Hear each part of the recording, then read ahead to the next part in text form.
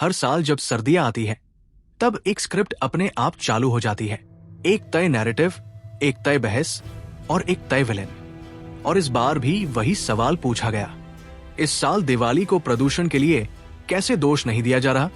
असल में सवाल यह नहीं है कि दिवाली पर पटाखे फूटे या नहीं। सवाल यह है कि अचानक स्क्रिप्ट क्यों बदल गई? क्योंकि इस बार दिवाली जल्दी आ गई और जब दिवाली आई तब हवा साफ थी। तो जो लोग हर साल दिवाली को ही प्रदूषण की जड़ बताते हैं, उनके पास बोलने के लिए कुछ बचा ही नहीं। ये बात कड़वी है, लेकिन सच है कि हम प्रदूषण को लेकर उतने चिंतित नहीं हैं जितने प्रदूषण की राजनीति को लेकर है।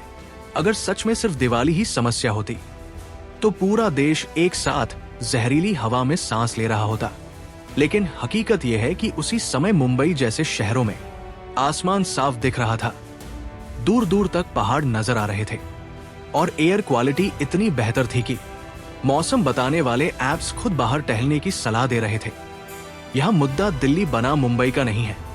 दिल्ली नवंबर से दिसंबर में बेस्ट सिटी बन जाती है। अगर आपको अपनी फेफड़ों से नफरत है तो डॉक्टर्स तक कह रहे थे कि अगर संभव हो तो कुछ समय के लिए दिल्ली छोड़ दीजिए।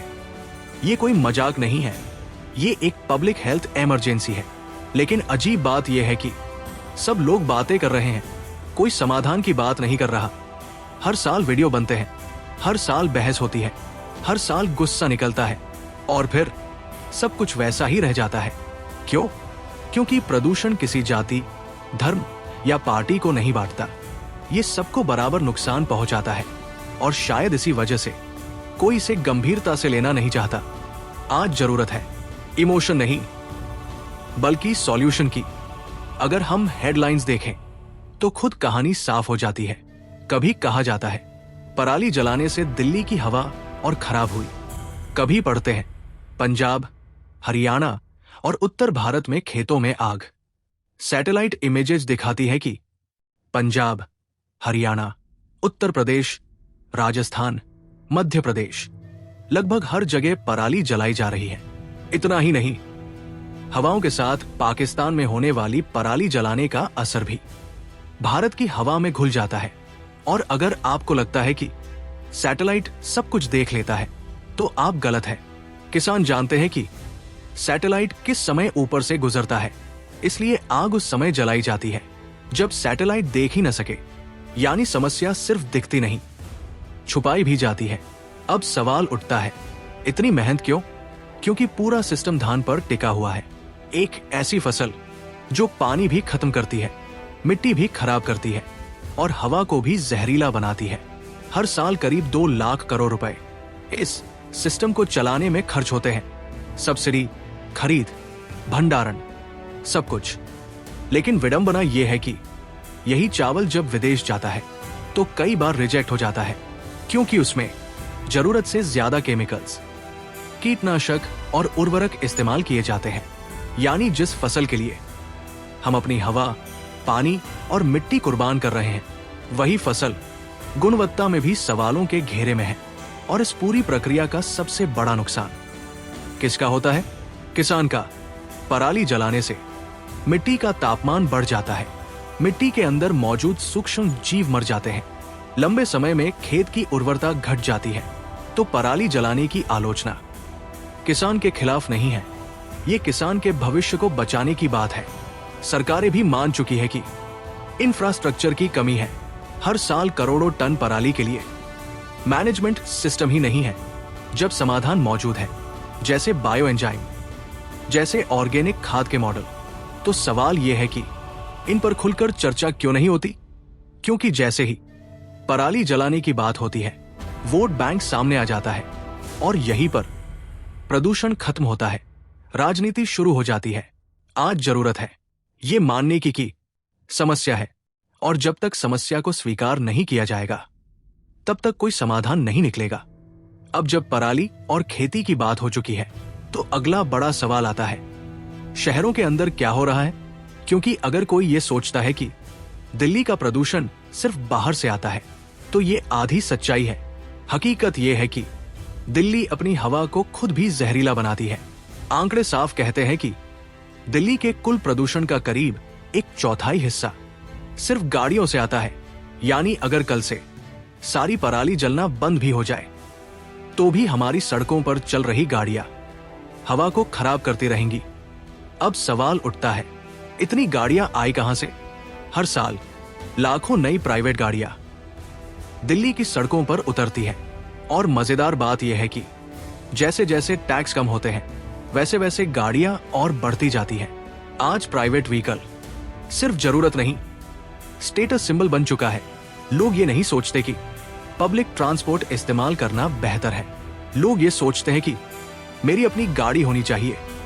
अब अगर पब्लिक ट्रांसपोर्ट की हालत अच्छी होती तो शायद लोग खुद गाड़ी नहीं खरीदते, लेकिन सच्चाई यह है कि दिल्ली का पब्लिक ट्रांसपोर्ट जरूरत से काफी कम है।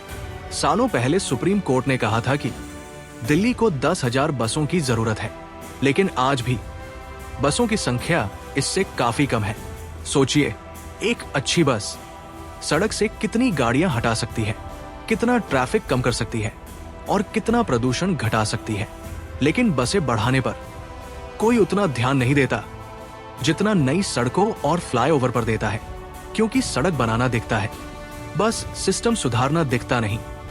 अब बात करते हैं इलेक्ट्रिक व्हीकल्स की। कागजों में तो सब बहुत अच्छा लगता है, लेकिन जमीनी हकीकत यह है कि इलेक्ट्रिक व्हीकल अब भी आम आदमी की पहुंच से बाहर है। तो कम से कम इतना तो होना चाहिए कि जो गाड़ियां चल रही हैं वो सही तरीके से मेंटेन हो। लेकिन यहां भी सिस्टम फेल हो जाता है। पीयूसी सर्टिफिकेट आज सिर्फ एक औपचारिकता बन चुका है। कई जगह तो पैसे दो और सर्टिफिकेट ले लो। गाड़ी का धुआं किसी को फर्क नहीं डालता जब तक वो हमारी आंखों में न चुभे। अब एक और सवाल, क्या हर किसी का रोज ऑफिस जाना जरूरी है? पैंडेमिक के समय हमने देखा कि वर्क फ्रॉम होम संभव है, काम भी चलता है और ट्रैफिक भी कम होता है। तो फिर अब क्यों नहीं? मान लिया कि हर फील्ड में वर्क फ्रॉम होम संभव नहीं है, लेकिन क्या फ्लेक्सिबल टाइमिंग भी संभव नहीं? अगर कुछ लोग सुबह जाएं, कुछ दोपहर में और कुछ शाम को, तो क्या ट्रैफिक कम नहीं होगा? इससे प्रदूषण भी घटेगा और लोगों का लाइफ बैलेंस भी बेहतर होगा। लेकिन इसके लिए पॉलिसी लेवल पर सोचना पड़ेगा और यही सबसे मुश्किल काम है। अब चलते हैं तीसरे बड़े कारण की तरफ, कंस्ट्रक्शन और धूल। दिल्ली में सैकड़ों कंस्ट्रक्शन साइट्स एक्टिव रहती हैं, लेकिन कितनी साइट्स नियमों का पालन करती है? कितनी जगह मटेरियल ढका हुआ होता है? कितनी जगह पानी का छिड़काव किया जाता है? ज्यादातर जगह धूल सीधे हवा में उड़ती है। ट्रक चलते हैं, सामग्री गिरती है और पूरा इलाका धूल के बादल में बदल जाता है।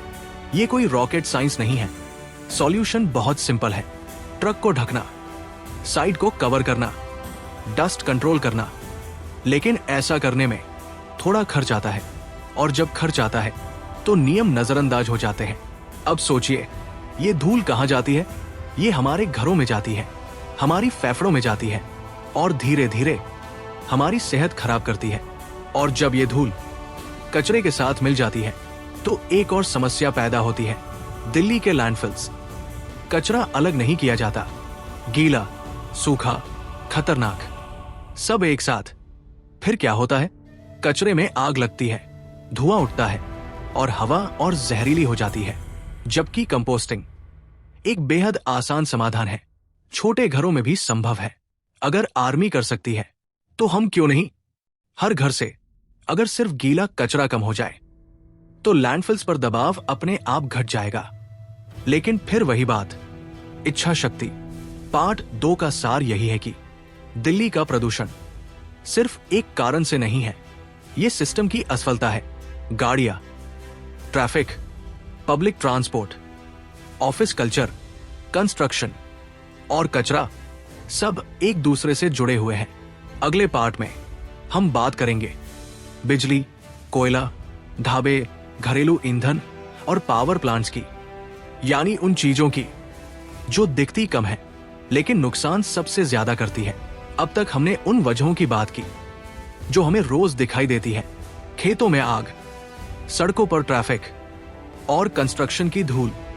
लेकिन अब बात करेंगे उन कारणों की जो दिखते कम है पर असर सबसे ज्यादा डालते हैं।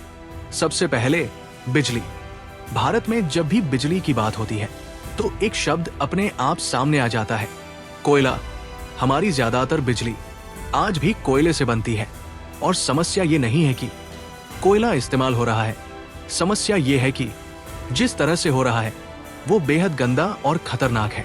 देश में सैकड़ों कोयला आधारित पावर प्लांट है, लेकिन उनमें से बहुत कम प्लांट्स में आधुनिक प्रदूषण नियंत्रण उपकरण लगे हुए हैं। जब कोयला जलता है तो सिर्फ धुआं नहीं निकलता, उससे सल्फर डाइऑक्साइड निकलती है जो हवा में जाकर सूक्ष्म कणों में बदल जाती है और यही कण स्मॉग का बड़ा हिस्सा बनते हैं। यानी जब आप दिल्ली में धुंध देखते हैं तो उसमें सिर्फ धूल या पराली नहीं होती, उसमें बिजली बनाने का धुआं भी घुला होता है। सालों पहले इन पावर प्लांट्स को निर्देश दिए गए थे कि वो प्रदूषण कम करने वाले उपकरण लगाएं, लेकिन हर बार डेडलाइन आगे बढ़ा दी गई।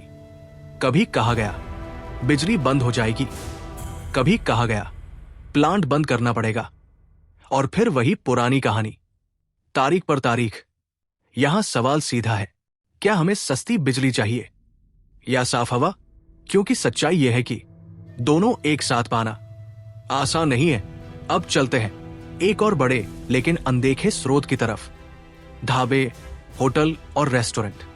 दिल्ली और उसके आसपास हजारों ढाबे और होटल हैं और आज भी कई जगह कोयला या लकड़ी जलाकर खाना बनाया जाता है। आपने तंदूर से निकलता काला धुआं जरूर देखा होगा। वो सिर्फ बदबू नहीं है, वो सीधा आपके फेफड़ों पर हमला करता है। ऐसा धुआं फेफड़ों की गंभीर बीमारियां, यहां तक कि कैंसर तक का कारण बन सकता है। कागजों में कोयले के इस्तेमाल पर रोक है, लेकिन जमीनी हकीकत यह है कि रोक तभी काम करती है जब विकल्प मौजूद हो।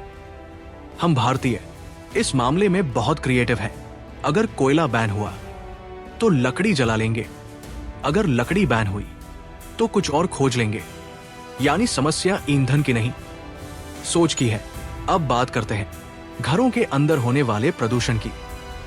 बहुत से घरों में आज भी लकड़ी, गोबर या कोयला खाना बनाने के लिए इस्तेमाल होता है।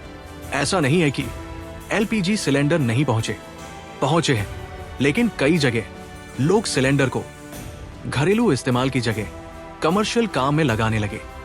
क्यों? क्योंकि आमदनी नहीं बढ़ी तो लोगों ने जुड़ाव से कमाने का रास्ता निकाल लिया। लेकिन इसका नुकसान सीधा परिवार की सेहत को होता है।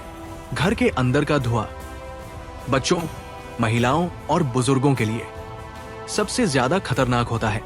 ये प्रदूषण बाहर नजर नहीं आता, लेकिन धीरे धीरे शरीर को अंदर से कमजोर कर देता है। अब सवाल यह है, क्या सिर्फ सरकार दोषी है? नहीं, हमारी आदतें भी इस समस्या का हिस्सा है। हम सस्ती बिजली चाहते हैं पर साफ हवा भी चाहते हैं। हम आराम चाहते हैं पर जिम्मेदारी नहीं। और यही सबसे बड़ी दिक्कत है। अंत में बात आती है अधिकारों की।